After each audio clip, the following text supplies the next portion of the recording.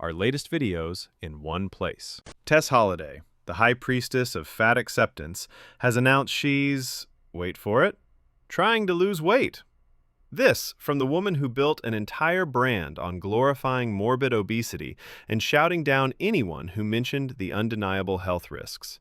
So let's take a look at this stunning reversal and point out the elephant in the room. Literally. I just did school drop-off and I was sitting here thinking to myself, why is me losing weight different this time than maybe it has been the previous time? So you admit you're trying to lose weight. What happened to health at every size? What happened to screaming FatPhobia at every doctor who dared to suggest that carrying hundreds of pounds of excess weight might not be the pinnacle of wellness? I think something is very off with her health since she takes this path. But the damage she has already done to her fans? And I know if you grew up in the 90s and 2000s, you know that if you were plus size, you were automatically on a plus size to weight loss train. Whether that was Weight Watchers, Jenny Craig, 100-calorie snack packs. We've all been victimized by that. Yes, maybe the methods were questionable, but the path was still correct. Humans still lose weight the same way. Calorie deficits, movement, muscle building. The 90s didn't victimize you because they encouraged weight loss. They just didn't package it in a way you liked. That doesn't make the underlying idea wrong. Lane Bryant workwear for our regular clothes. We were all little baby business people in the 6th grade. So I thought to myself, why is this time different? I've tried to lose weight before, but why is this time different? And I realized for me that while the public discourse around my body and weight loss has been louder than ever, while I've had videos going around about my body where people are picking it apart saying, wow, she's gotten so big. Yeah. You cannot be mad that people are talking when you made your whole personality and built your entire brand around your weight. You monetized your mass. You invited the entire world to have an opinion on your body by making it your central selling point. You built a career on the premise that being massively obese was not just okay, but something to be celebrated and defended aggressively. So don't act shocked that people have opinions. She's gotten so big. Yeah, I did gain a lot of weight. I was surviving a lot of trauma. I'm very proud of my body. No, you're not. If you were truly proud of it, you wouldn't be trying to change it. That's a fundamental contradiction. And what trauma? The trauma of being anorexic? I'm very proud of my body. Or, she's such a bad mom for being fat. Doesn't make you a bad mom to be fat. It doesn't. It just makes you a mom. Let's be brutally honest here. We're not talking about being chubby or even 50 pounds overweight. We are talking about extreme morbid obesity on a scale that requires consuming 8,000 to 10,000 calories a day to maintain. That isn't a little indulgence. That is a full-time, self-destructive obsession. At that size, your mobility is crippled, your health is failing, and your life expectancy is plummeting. Choosing that path when you have children who depend on you is a selfish act. It is a form of neglect. Yes, being that fat absolutely makes you a bad parent. You are prioritizing the gratification of your appetite. You are evil toward your kid and toward your fans. You are selfish, evil person. Just makes you a mom. The reason that this time is different is because I no longer feel the need to defend myself. I don't. I think I carried other people's projections about my weight. The weight of other people's projections onto me was so heavy. And I finally feel free. I feel freer than I ever have. It took me a long time to get here. Not the sun coming out while I'm saying this, the irony. But I feel free and I feel great. And people are always going to talk. I just don't have to let it get to me anymore. I'm glad you're finally on the path to physical health. Truly. But spare us the postmodernist psychobabble about projections. The reason this time is different is because your doctor gave you really bad news. Your body was trying to tell you something the whole time. The critique still stands. You helped normalize a level of obesity that is objectively dangerous, and many people followed your message and paid the price. Let's see what the comments say. I wish you well on your journey, GLP-1. You would be much more inspiring if you accepted responsibility for where you are. Nothing victimized us. I'm 80 pounds overweight. I have no idea what you're talking about, but it sounds like a lot of projections, and no, I'm not taking GLP-1s. Sure you do. It's everybody else's fault that we're fat. Not our fault. Sure you do. Try Ozempic, it's for lazy people. Legit. Thank you for being an amazing example to us big women who love ourselves but have been through hell. You are so radiant and I absolutely adore you. P.S. Thank you for saying it doesn't make you a bad mom to be fat, it just makes me a mom. The healthy I got on the inside, the worst I looked on the outside to society. You reminded me of the most important health is the mental-emotional. So are you going to be documenting this weight loss journey? Not intentionally. Well done, Tess. It's different because you wanted it for you and not for people on the internet. It's for you and your kids. No one else's business. There is so much help, so take it if it's what you want. If the weight gain was caused by negative life circumstances, trauma, it's hard to see how you can still claim that weight gain is always totally fine, healthy. In this case, it seems like it was a negative side effect of a negative circumstance. A fat activist who has generously taken time out of her busy schedule of, well, I'm not sure what, to bless us with a list. The top 5 traumas of being fat. She has expertly reframed every single consequence of a profound life choice as an act of bigotry perpetrated by a cruel and unjust world. So buckle up. Let's get into it. This is my official ranking for the top 5 worst plus-size experiences. Have a couple of honorable mentions here that don't quite make the top 5. First honorable mention, going to the doctor for a cold. The reason this doesn't quite make the list is because you could get lucky, but usually you're leaving with a referral to a nutritionist, a referral to weight loss medicine, and overall getting worse because of all the germs in the doctor's office. Instead of just treating your sniffles, the doctor has the audacity to mention a nutritionist or weight loss medicine. Imagine that.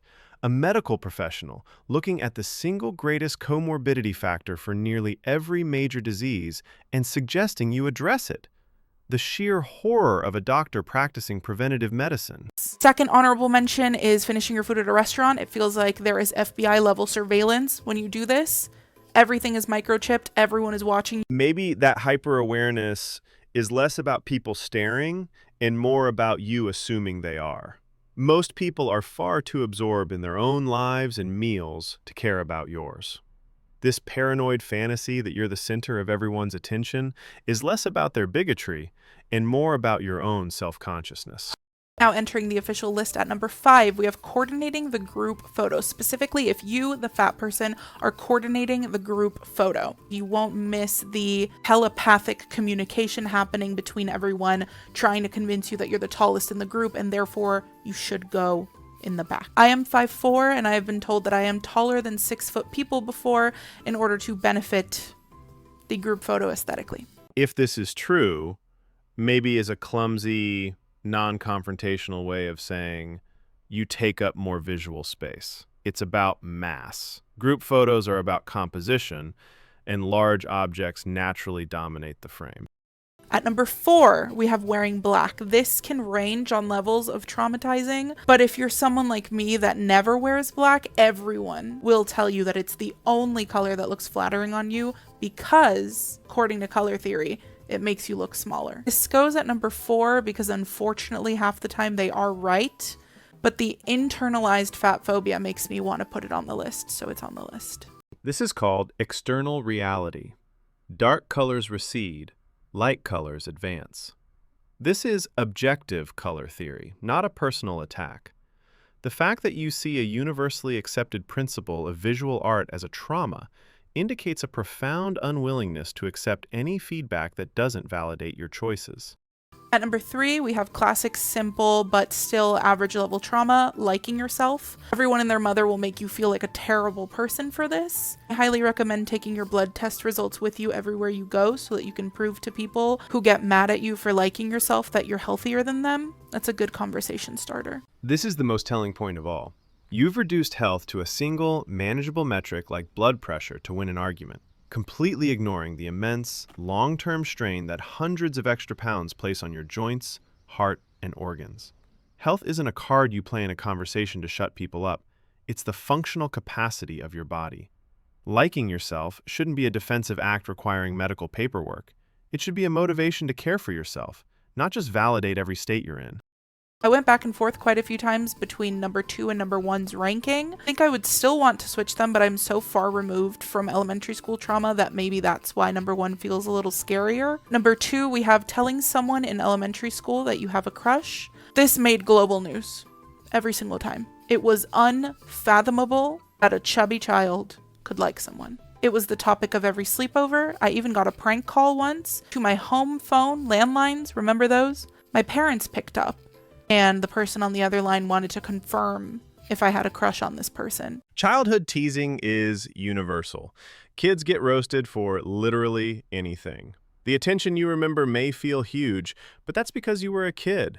It's not proof of systemic anti-fat propaganda in the 2nd grade. Then at number 1 here, we have sitting in a chair for the first time. The reason that this makes number 1 is because you think you're prepared every single time until you're 3 seconds away from the chair. And then every ounce of confidence you've ever had in your life leaves. As fat people, we have a lot of trauma, so let me know if I'm missing anything. I could probably make 1,000 versions of these. This is a physics problem. The world is largely built to accommodate a certain range. If sitting down gives you an existential crisis, maybe the answer isn't to blame the chair industry, it's to address the anxiety behind the moment. In conclusion, your entire video is a masterpiece of projection. You've taken the natural consequences of obesity, the medical advice, the social awkwardness, the physical limitations, and reframed them as a systemic prejudice. The world isn't failing you, you're failing to live in reality. The common thread here is refusal to accept that your choices have outcomes. But by all means, keep making lists. It's easier than making a change. Also, having your skinny friends constantly tell you how fat and disgusting they feel and they need to lose weight. I would like to submit for your consideration. 1. Having a naturally thin mother.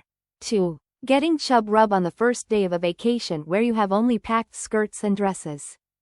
Going shopping in middle, high school with your friends and you don't fit a single thing in the store, so you're just holding accessories while they all have new outfits. Being gaslit about being unapproachable or scary.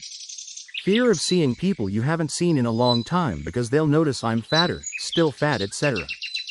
Being introduced to someone for the 3rd or 4th time and them saying it's nice to meet you because you're not skinny enough to be memorable. That's what I do at the gym as a size 26 woman. I'm about to go into the gym. Your local big girl. I'm back with more spicy moves. Well, I was on a leg machine. Hi geezers, this is what I do at the gym as a size 26 woman. Start on the treadmill, go from running to jogging for 20 minutes straight. Then I do the leg press, 3 sets of 15 on them at the highest weight I can do. Then we swiftly move over to this other machine the second. Don't know what it does, but it works on your legs, and I do the same 3 sets of 15. Then as a cool down, I go on the cross trainer, which is like you're jogging. It's really, really good, but it's so tiring. I did about 10 to 15 minutes on that and I was done. Woohoo! The first thing that stands out is that she is taking action, and that deserves acknowledgement. But right after that comes the reality check. The routine she describes is simply not structured in a way that actually drives fat loss or meaningful changes in body composition. Starting with 20 minutes on the treadmill, trying to want to jog, then bouncing to random machines without understanding their purpose, that's not a plan. And for someone at a size 26, the goal shouldn't be survive 20 minutes on a treadmill. The goal should be developing the kind of strength muscle foundation that lets the body burn calories all day, not just while sweating through low-intensity workouts. 3 sets of 15 at the highest weight she can do sounds intense, but But if your form isn't controlled, your knees are locking out, the numbers don't matter. And when she casually mentions not even knowing what the second machine is for, that really highlights a huge problem. The machine literally has a diagram on it showing the muscles it targets.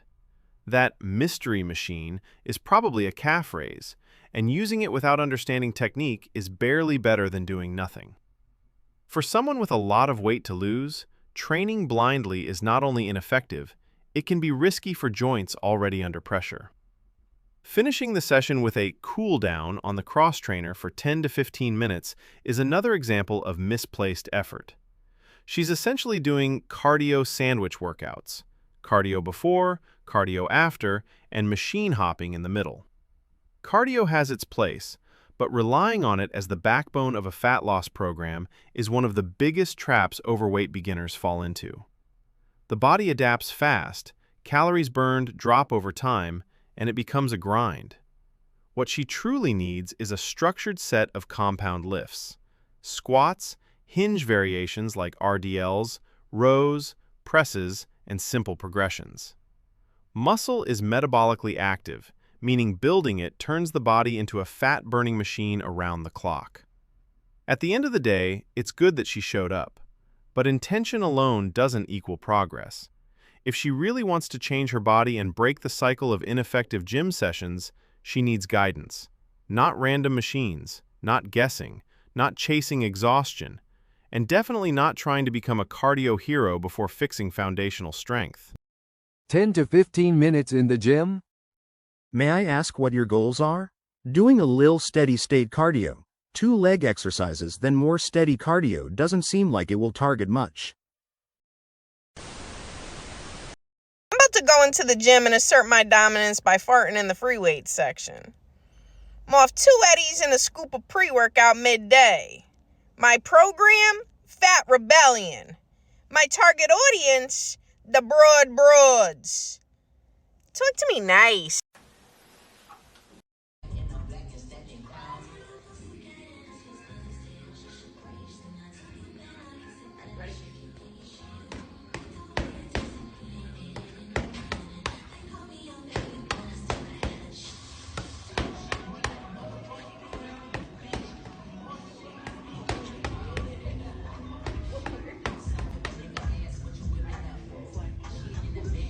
This one honestly left me confused. We've got an extremely obese woman boxing in weird way. The punches are slow, the stance is unstable, and the movement pattern looks more like flailing than training. Boxing can be a good cardio when done correctly, with proper footwork, rotational power, conditioning rounds, and technique. But this is definitely not an effective fat loss plan. It feels more like pretending to do a sport than actually engaging in it. At some point, we have to be honest about what we're seeing. People who want to lose weight but are doing the exact types of movements that burn the least fat and build the least muscle. There's no workload, no progression, no power generation, no stance, no sweat, and no purpose. This isn't about making fun of someone's size. It's about pointing out that if you're extremely obese, you do not have time to waste on movements that do nothing for your metabolism, your strength, or your long-term health. And let's be crystal clear. What is she training for? She's not training for a fight. This is performance. It's done for the camera. Need a punching bag? I want a black eye from either one of you. Your local big girl just crushed a fucking 9-mile run, categorized as obese, maybe even morbidly obese, but I just fucking killed that run, bitch. LMAO me after every run. Period. I'm back with more spicy moves that I taught this week at Pure Pilates with Jinx. Now, in the setup, I am using 1 light spring here or 1 white spring on these Merrithew reformers. We're creating an extremely long lever. Being on that light spring, it's definitely easy to have a ton of slack, so going slowly helps you be in control of those straps. Now, I will say this is a little bit more spicy and a little more advanced. You know your classes better than I do. If they struggle with control and with stability and balance, then you may want to do this maybe sitting on a box instead. But if you are having people get into position, you can definitely have them grab on to the foot bar because you're on that light spring. It's going to be very easy for that carriage to move.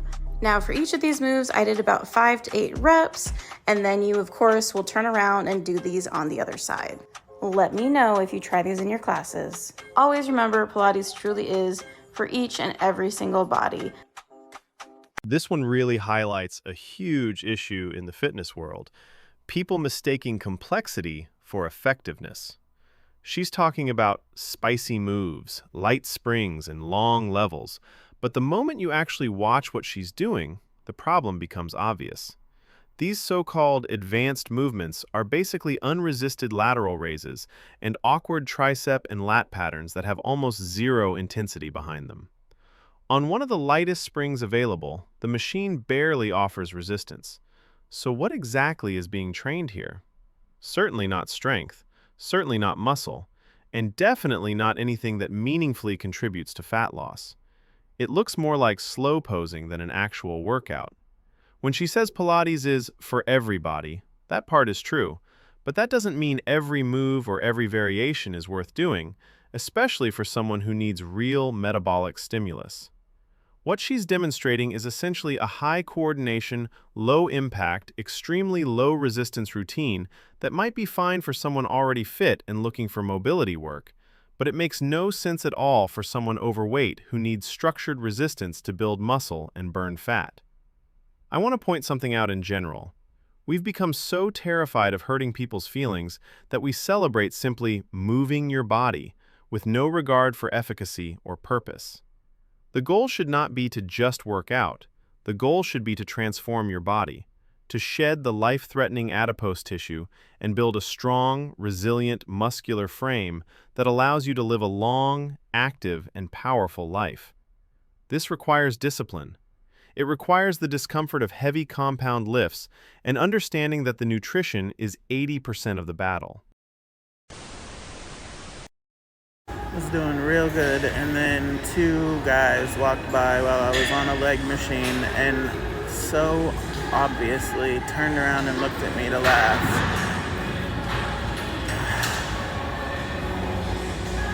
If this is genuine, jerks like that don't deserve space in your head. At the end of the day, the gym is supposed to be the one place where effort matters more than appearance. And the truth is, if you're overweight and you're in there trying, you're already doing more for your health than the people who stand around judging others. Yes, the goal should absolutely be fat loss, building strength, improving form, and developing the kind of routine that actually transforms your body. But none of that progress happens if you let someone else's immaturity push you out the door. You don't owe those guys a reaction, an explanation, or a TikTok video.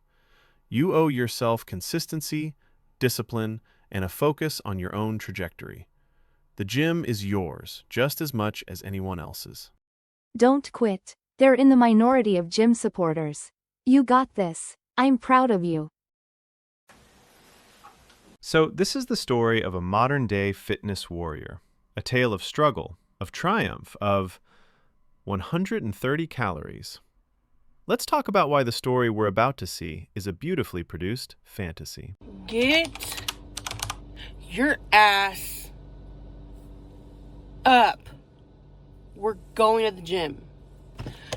Y'all, I think I got drool on my face. Get that off really quick. It is Tuesday. It is 5:51. Let's do a timestamp. 5:51. Our hero awakens. 5:51 a.m. The world is dark, quiet. But she is a beacon of motivation. Or, as we'll soon find out, a beacon of someone who woke up at 4:30 to pee and decided that counted as a head start.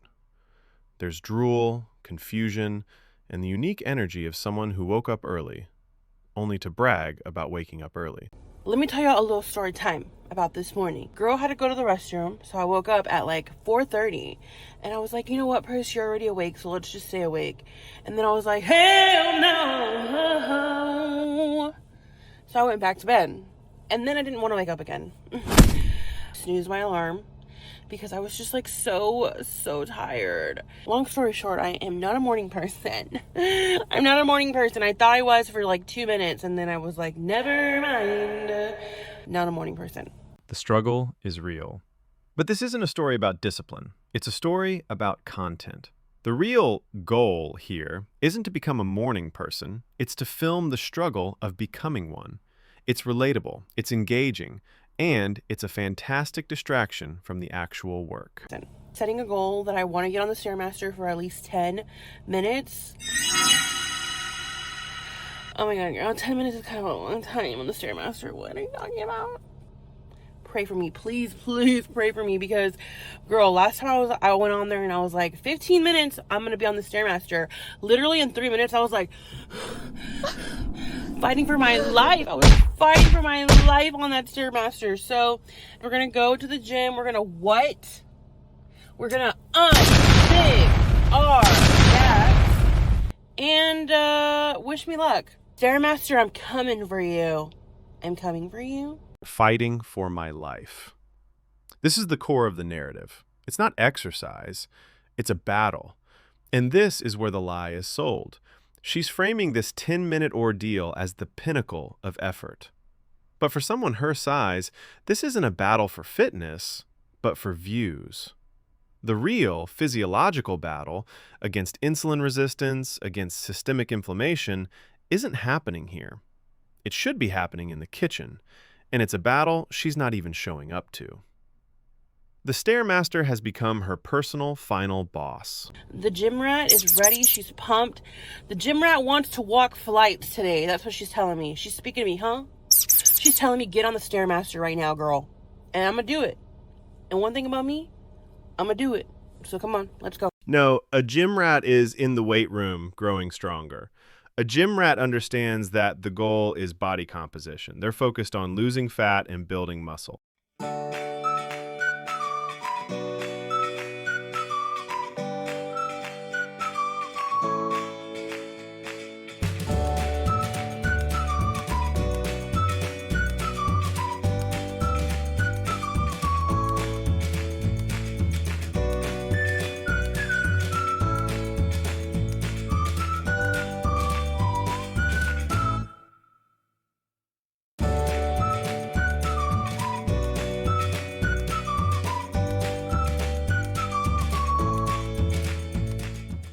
She held herself accountable to 10 minutes of light cardio. The machines say she burned 80 calories on the treadmill and 50 on the Stairmaster. That's 130 calories. A single banana, a few sips of a soda, the caloric equivalent of smelling a cookie. This is the dirty little secret they don't tell you. You cannot out-exercise a bad diet. The most important lever for fat loss, especially for ditching that dangerous visceral belly fat, is your nutrition, period. Guys, this is literally how I know that y'all are my besties. I did 10 minutes on the stair stepper and I ran out here because I was so excited to tell you guys. Oh my gosh. I think I really am a freaking gym rat, because 10 minutes on the stair stepper for me is like 30 minutes for like a real gym rat. And honestly, low key, it's scary, like being up so high. And like, oh girl, I walked like a total of like 12 flights of stairs. What? I would never in my right mind do that willingly. So the fact that I stayed there on that stair stepper for 10 minutes is crazy. I was gonna give up at 5, but then I was like, no, I'm holding myself accountable and I'm staying on this stepper for 10 minutes, getting up towards the gates of my goals. And I'm gonna be greeted there by the gym rats welcoming me into the gym castle. Okay. This is the most dangerous part. The message that anything is better than nothing is true for mental health, for building a habit, but she's packaging it as a legitimate fat loss strategy. It is not. For someone who is extremely obese, this level of activity is a symbolic gesture. Motivation? Nice. Deluding your audience about what actual fat loss requires? Not nice. Because yes, you can do it. but not if doing it means 130 calories a day and calling yourself a gym rat. Super proud of myself. And this is literally me telling you that if you're a bigger girl, or if you struggle with gym anxiety, if you just kind of like don't really have the motivation to do really anything, me pushing you that you can do it. Walked up to that stair stepper and I said, there ain't no way in hell I'm gonna be on that for 10 minutes. So much better now. I'm so proud of myself. I'm so freaking happy. And I don't want to hear y'all coming for me. Like, girl, that was literally 10 minutes, please. Do you understand? Do you understand? Retired pantry rat. That's a lot. Hope y'all have the best day ever. Let's get it. It's Tuesday. We got this. See you tomorrow. Bye, besties. Here's the part she doesn't film. She goes home right after, collapses on the couch, DoorDash arrives, then edits her 10-minute workout reel, and probably not move again until the next TikTok requires it. I've been on a GLP-1 since December but have been working out this past week at home because of your motivation video. Can you do a full day of eating? I don't go to the gym, but I do have a treadmill and weights I use. Also, I get up at 6 o'clock in the morning, do my workout, and later go back to bed. Lol. A lot of us gym rats are not going 30 minutes. Lol, 10 minutes is so good. Bestie, drop the gym merch now. Girl, my number one Stairmaster hack is intervals. I do level 5, then 2, then 10, then 2, then 5, and I space it out. Good job, girl. It takes a lot to get up at 5 a.m. to go to the gym. Nobody. Me. Unbig our backs. Things that only plus size people will understand. I'm the wrong type of fat. The worst thing you could be is fat and broke. Welcome to FaceTime for the Fats, a series where I, a fat, talk about things that only plus size people will understand. We talk about this really fucking weird idea that all fat people smell and how damaging that is. Because as someone who was a plus size child and is now a plus size adult, I have been hyper vigilant about the way that I smell for my entire life because of this. And even as someone who is deeply involved in learning about and participating in conversations about fat liberation, I have no idea where this comes from. Not a single clue. I will explain. As discussed in few of our previous videos, you're not actually engaging with biology, physiology, or even basic common sense. Instead, you frame everything through fat acceptance rhetoric, where any observation that makes you uncomfortable gets automatically labeled fatphobic propaganda. That's not critical thinking. At some point, you have to stop assuming that every inconvenient reality is an attack on you personally, or on plus-size liberation, or whatever version of body positivity you're currently teaching your followers on TikTok. You never ask the most obvious question: why does this hypervigilance exist in the first place? You imply it's all social stigma, but there are real, measurable biological reasons why body size can influence odor and sweat production. Let's be blunt, because the body positivity movement seems to have a real problem with biology. Adipose tissue, which is body fat, is hormonally active. It produces and converts hormones, which can alter your body's entire chemistry, including the composition of your sweat. More surface area, and often more skin folds, create warm, moist environments where bacteria, the actual source of body odor, thrive. Higher average body temperature, more sebum production, and hormonal differences can influence scent. None of this means all fat people smell, and no one reasonable is claiming that. But there are physiological factors that increase the potential for odor in fat people.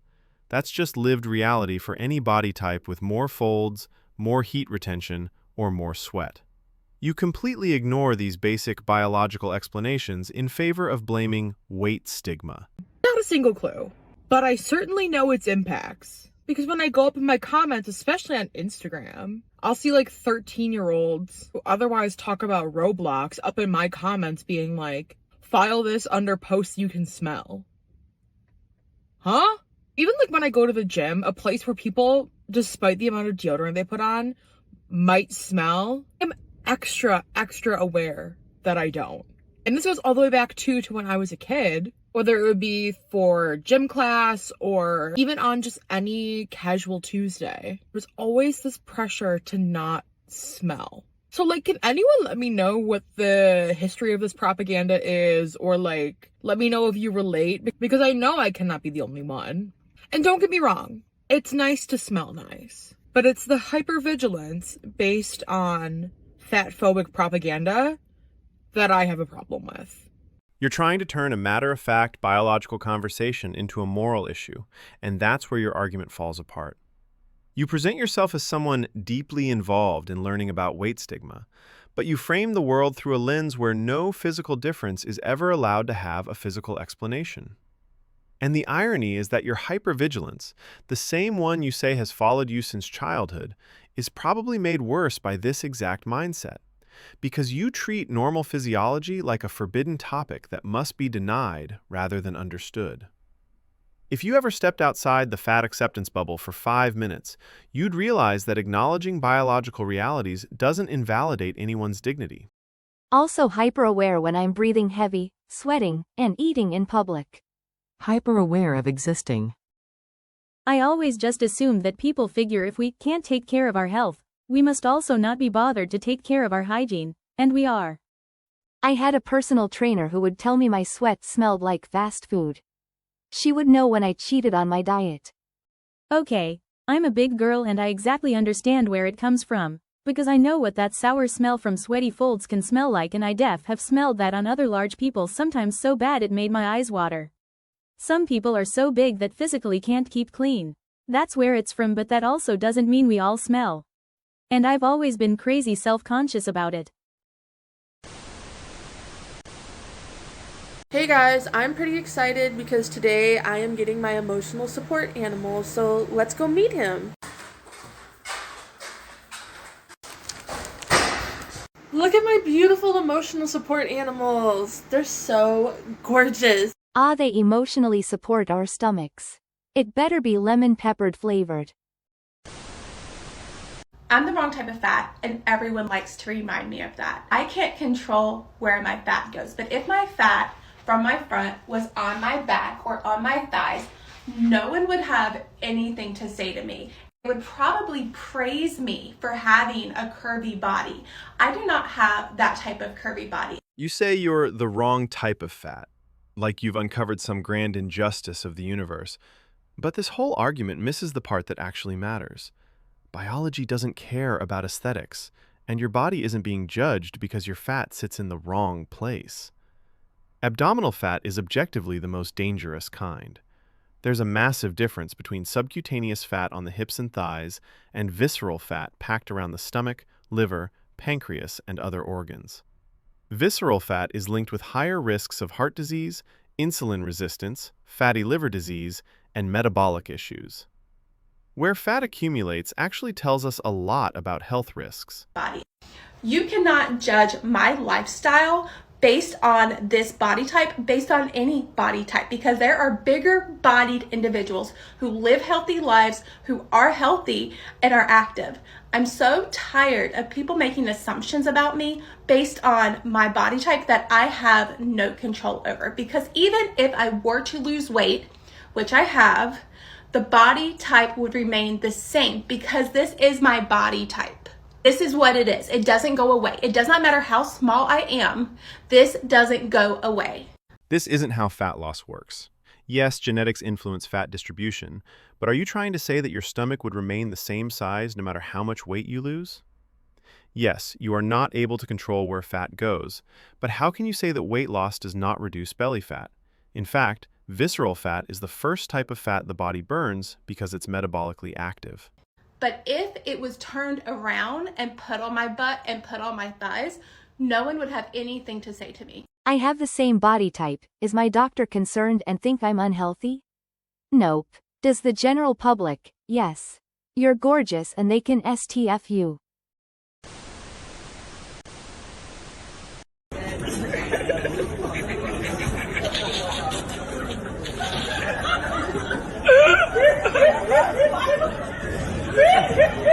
I hope you let this be a wake-up call.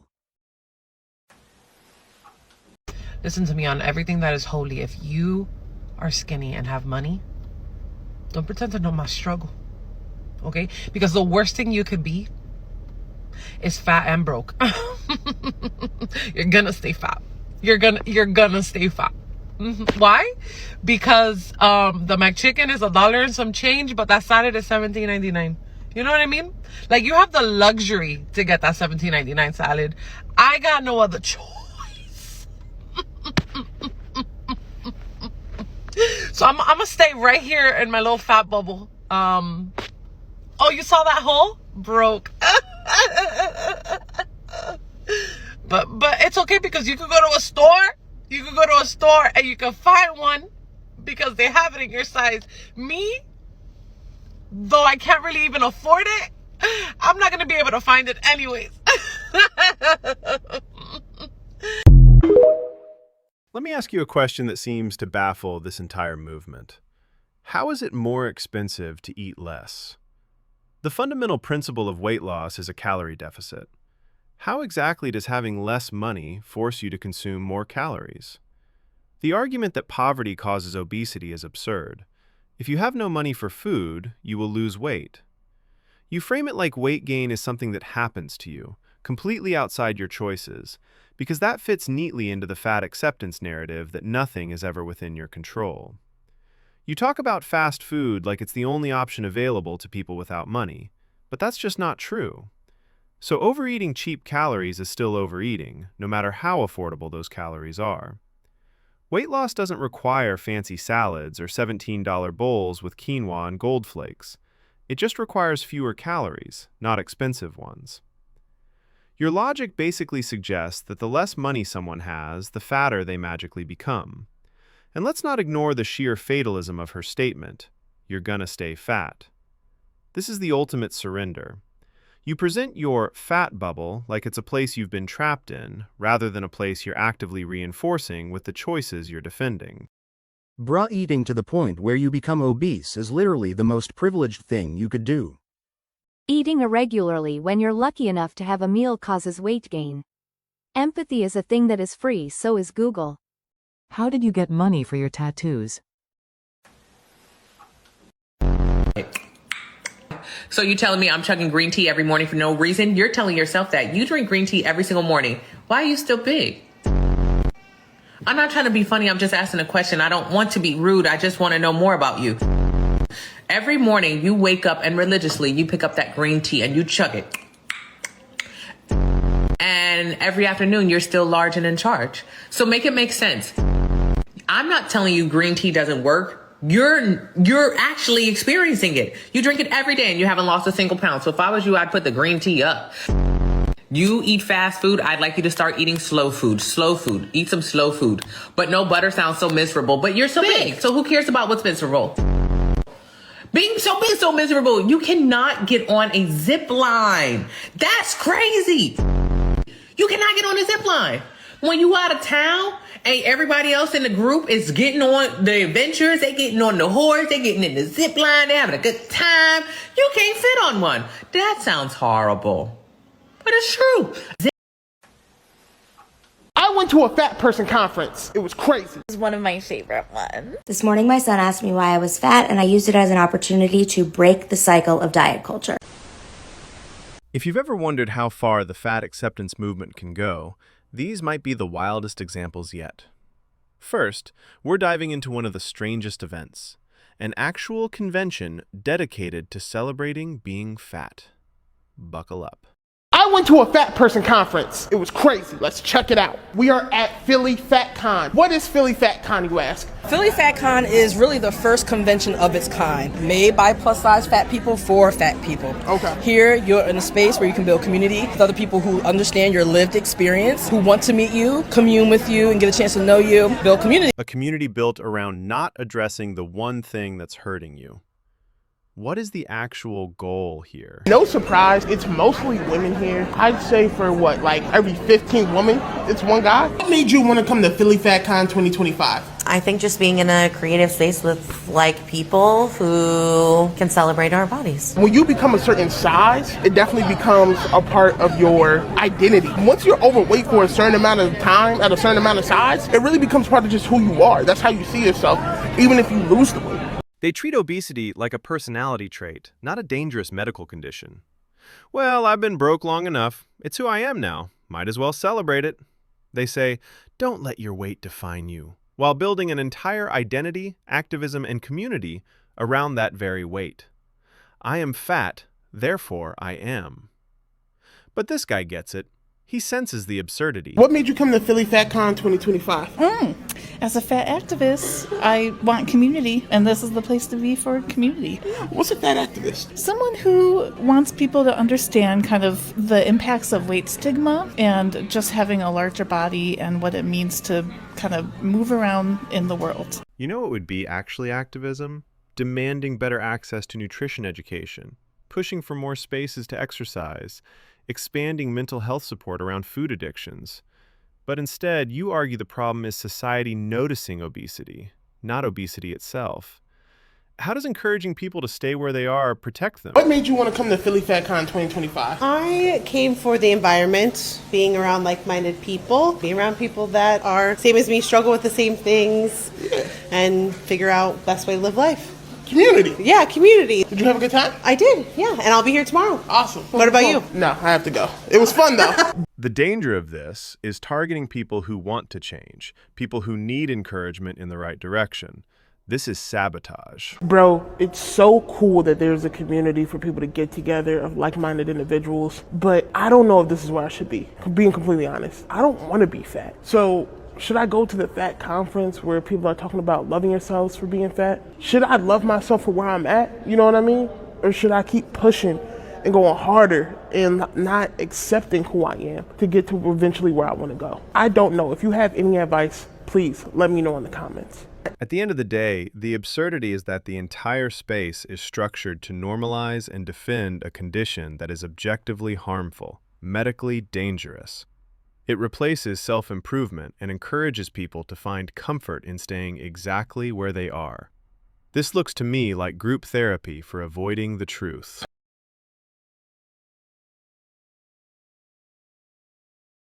I would love to be a food vendor here. Can we have a broke con conference? Should I throw a skinny con? Not gonna lie, the chairs look small for an event of this kind. If I had an addiction, I wouldn't hang out with people that were still using. That's just me though. Is there weight required to get in? A conference of people who run from accountability, no pun intended. We have a community for you, brother. It's called the gym. You're late again, Andrea. Yeah, but I figured since you usually spend the first 10 minutes of every class trying to get to your point, I'd miss a whole lot. Class, chapter 1. Oh, sorry, chapter 2. Sorry. Honey, come get your test.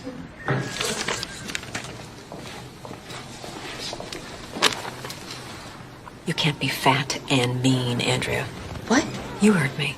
If you're gonna dish it out, you gotta be able to look it up. Fat people are jolly for a reason. Fat repels people, but joy attracts them. Now, I know everyone's laughing at your cruel jokes, but nobody's inviting you to the prom. So you can either be fat and jolly, or a skinny bitch. It's up to you. Sit down. We're watching a movie. Would have been out of line if she said it out loud to the class. Respect. Continuing our trip through the wonderland of fat acceptance logic, we've got Marissa explaining things that are fatphobic.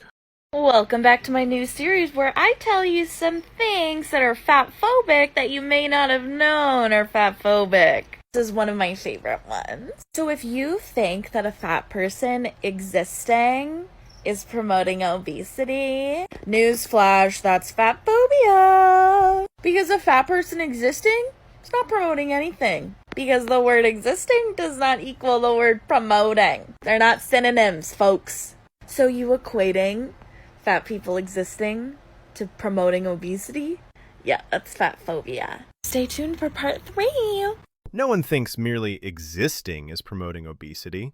Nobody looks at a random overweight person buying groceries and thinks, ah, a promoter of obesity. The issue is when influencers and activists normalize or celebrate obesity as if it has no health consequences. But let's pretend the whole debate is about people just walking around and breathing. I don't want to go into conspiracy theories and all that with y'all, because like maybe some of y'all ain't on that level yet. But have you guys ever seen a fat woman go missing? Yeah, at the food aisle. And for last, we got a TikTok that perfectly shows the core problem with a lot of fat acceptance messaging. The idea that whatever size you currently are is the size you were meant to be. This morning, my son asked me why I was fat, and I used it as an opportunity to break the cycle of diet culture. My name's Alyssa, and I'm your Orthodox Jewish plus-size mom friend in binge eating disorder recovery. This morning, my 6-year-old son came over to me seemingly out of nowhere and says, "Mommy, why is it that when you got married, you were so skinny, and now your tushy is big and fat?" I thought this was very funny, so I did laugh, and this is how I replied. I said, "First of all, we don't comment on the size of other people's bodies, but people's bodies change. And a lot of times, mommy's bodies change after they have babies. And that's what happened to mommy's body. The size I am now is how I'm meant to be." You were meant to be fat? But you openly say you're in recovery, so your disorder determined your meant-to-be size? Your trauma set the blueprint for your destiny? Why weren't you meant to be the size when you were smaller? Why this exact weight after pregnancy? Are there more meant-to-be sizes throughout life? Adults can believe whatever helps them cope, but telling a kid that any size their parent happens to be, even from a mental health condition, is meant to be, is irresponsible. Kids ask real questions because they haven't learned to pretend reality doesn't exist yet. The size I am now is how I'm meant to be. And he said, "So my body's gonna change when I get older?" I said, "Yeah, your body is going to change as you get older. You're gonna be taller, you're gonna be stronger, you might be skinny, you might be fat, and that doesn't matter." I said this all very casually, and he dropped it after I answered that way. Fat is not a bad word in our home. Screenshot this conversation modeling so you too can end the cycle of diet culture in your home. I usually laugh at fat acceptance TikToks, but this one made me angry. Parents aren't expected to be perfect, but they are expected to model honesty and responsibility. I'm a teacher and have had a few students ask me why I'm fat, and I always answer positively. Yup, my body is fat, that's just what kind of body I have. Thank you for being a positive role model to so many kids. I love this. My then 3 years old asked, "When will I get a fat tummy like you?" We started body positivity then and there.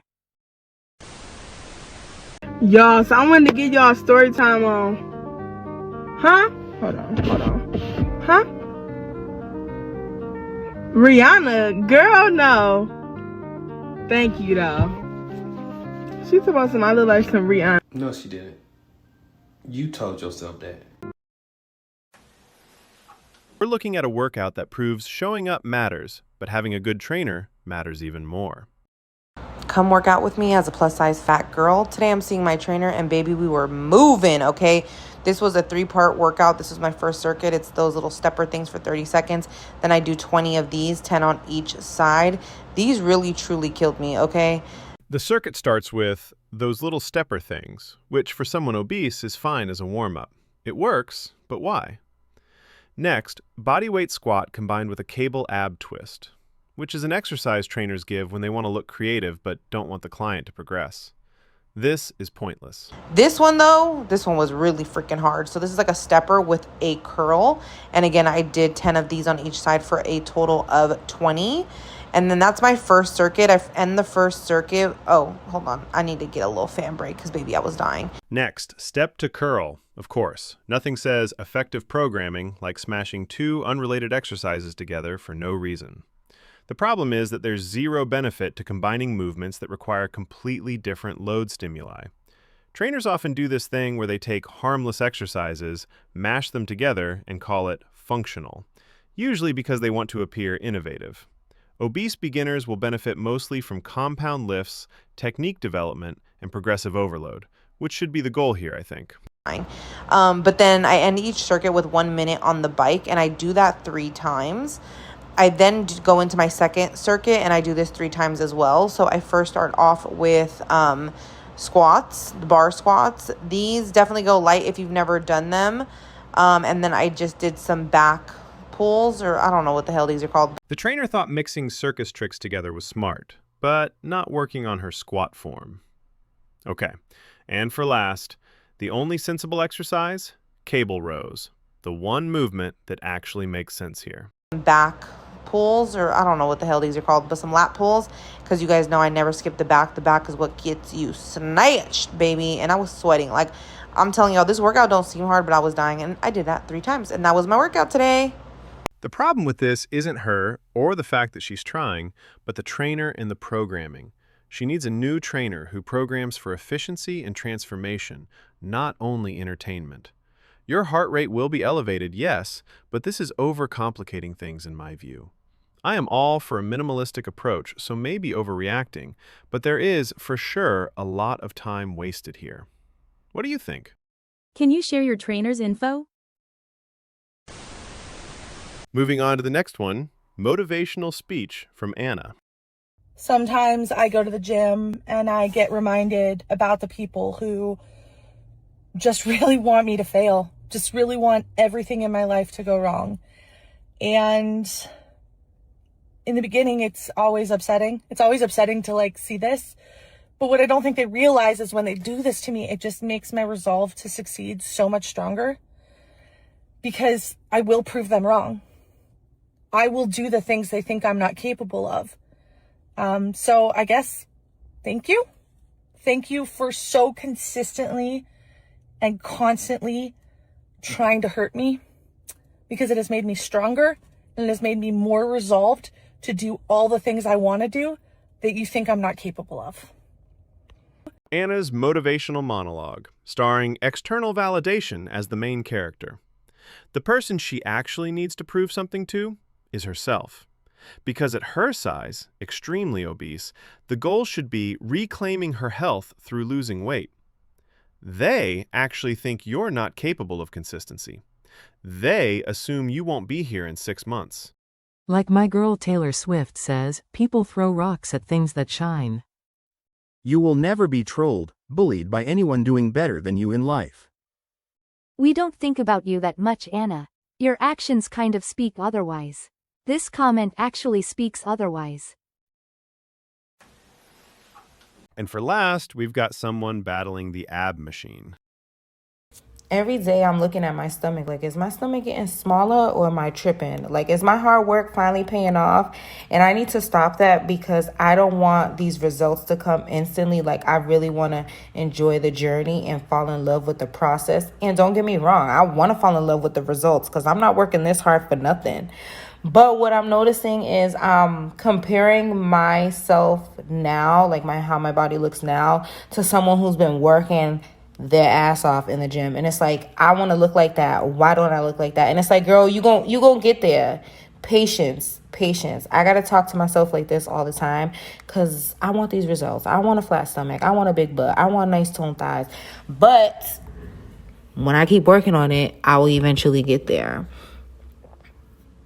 Until then, I'm just going to fall in love with the journey, push myself, go extra hard.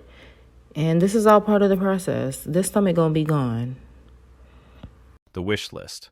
Flat stomach, big butt, toned thighs.